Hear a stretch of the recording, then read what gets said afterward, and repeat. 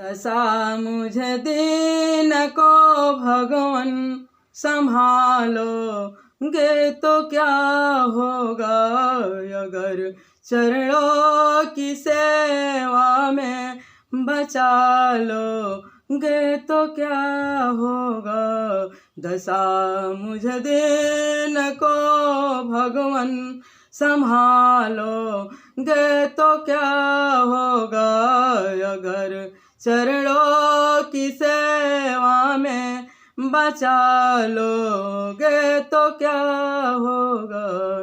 जिन्होंने तुमको करुणा कर पतित पावन बनाया है, जिन्होंने तुमको करुणा कर पतित पावन बनाया है, उसी पतितों को तुम पावन, उन्हीं पतितों को तुम पावन बना दोगे तो क्या होगा।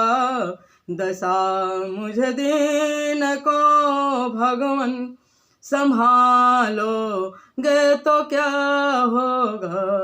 अजामिल गिद्धगनिकाने गंगा में नहाते हैं, अजामिल गिद्धगनिकाने गंगा में नहाते हैं।